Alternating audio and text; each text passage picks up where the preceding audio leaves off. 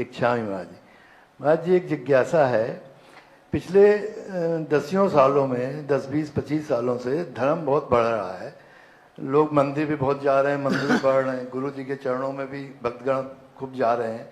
इसके बावजूद जो हमारे यहाँ 5 पाप बताए गए हैं, वो 5 पाप बढ़ रहे हैं, 5 पाप घट नहीं रहे, जबकि समाज में धर्म के प्रति झुकाव बहुत बढ़ रहा है, मंदिर में भी, गुरुवर के चरणों में भी। लेकिन पापों में कोई कमी नहीं हो रही, दिन पे दिन बढ़ते जा रहे हैं दुगनी रफ्तार से।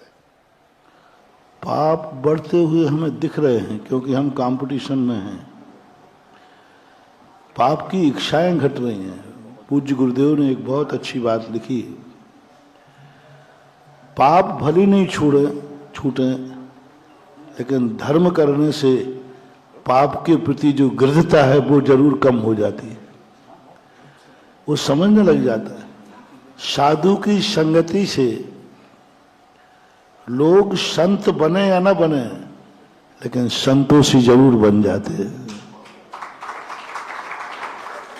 धर्मात्मा बनने से कम ये एहसास तो होता है कि ये पाप है, ये गलत है, ये करने योग्य नहीं है। यह जो उसके मन में ज्ञान हो रहा है, एक दिन उसकी ग्लानि हो जाएगी। एक बार एक व्यक्ति ने कहा, बोले महाराज जी आप कुछ भी करो, मैं आपको छोड़ूंगा नहीं, धर्म को भी नहीं छोड़ूंगा, लेकिन महाराज मैं रात्रि भोजन त्याग नहीं करूंगा।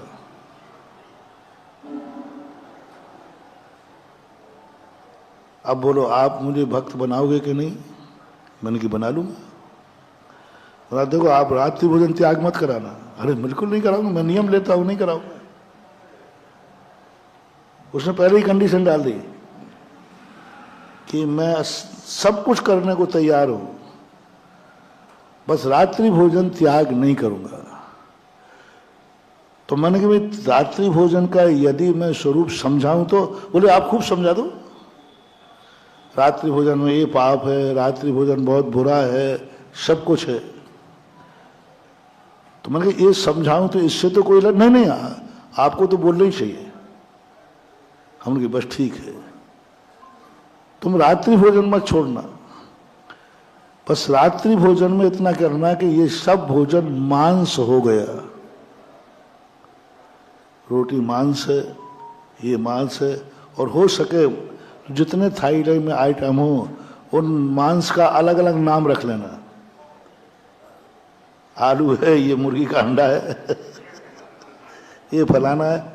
बस खाते समय एक बार ये ध्यान कर लेना ये मांस है, बस फिर तेरी जो मर्जी पड़े तो करना। मैंने त्याग नहीं करा रहा हूं, बस खाने के पहले बस कर करना नमोकार मंत्र के, मैं अब मांस खा रहा हूं, ये सब मांस हो गया। बस इतना सा याद करके खा लेना। बस किसका याद करके? मांस का याद करके खा लेना। क्योंकि मुझे जैनी के खून पर बड़ा विश्वास है। किस पर? जैनी खून पर। जैनी के खून पर विश्वास है। यदि तू जैनी का खून होगा तो 2-4 बार ही खा पाएगा, उसके बाद तेरे लिए उल्टी होना चालू हो जाएगी कि मैं मांस खा रहा हूं। मैंने कहा इतना सा नियम ले लेना खाते समय, ये सब मांस है और फिर मैं मांस खा रहा हूं बस। उन्होंने कहा महाराज जी हम बहुत बेशरम में खा लेंगे।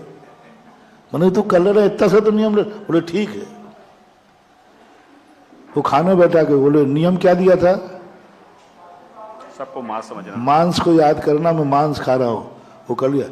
तीसरे दिन वो श्रीफल लेके आ गया। बोले महाराज जी ये तो गले में तो मांस ही मांस दिख रहा है, वो थाली में कुछ दिखता ही नहीं है मुझे। वो पता नहीं आपने क्या जादू कर दिया, वो मुझे जिसको उठाओ वो मांस दिखता है। तो कम से कम इतना हो जाए, तुम त्याग करो या ना करो, लेकिन इसमें दोष क्या है, इतना ज्ञान हो जाता है तो एक ना एक दिन वो छूट भी जाएगा। चलो मंदिर नहीं आते हैं तो क्या पाप छूट जाएंगे? तो कम से कम पाप भी कर रहा है, धर्म भी कर रहा है, गंदा कपड़ा हो रहा है तो धो भी रहा है। अब तुम कहो महाराज जी अब प्रतिदिन धोना, प्रतिदिन गंदा करना, तो क्या करें? फिर गंदा तो तुम करोगे पक्का है, और धोना बंद और कर दो तो और गंदा हो जाए। स्नान तुम नहीं करो, गंदगे होते जाओ। गृहस्थ के स्नान को गज स्नान के समान कहा। ठीक है, तुम गंदापन नहीं छोड़ पा रहे हो तो कम कम स्नान करना मत छोड़ना, चलने दो गाड़ी। यदि गंदे होना अच्छा, बेटर क्या था? गंदे नहीं होना। लेकिन गंदापन नहीं छोड़ पा रहे हो तो कम से कम स्नान भी नहीं छोड़ना। यदि पाप नहीं छोड़ पा रहे हो तो पुण्य भी मत छोड़ना, तो बराबर का बैलेंस बनता जाएगा। तुम ये करो कि पाप छोड़ूंगा तब पुण्य करूंगा, तो ना वो होना है। इसलिए अच्छा है प्रतिदिन नहाते जाओ, प्रतिदिन गंदे होते जाओ, तो कम से कम नहाने का कुछ तो आनंद आएगा।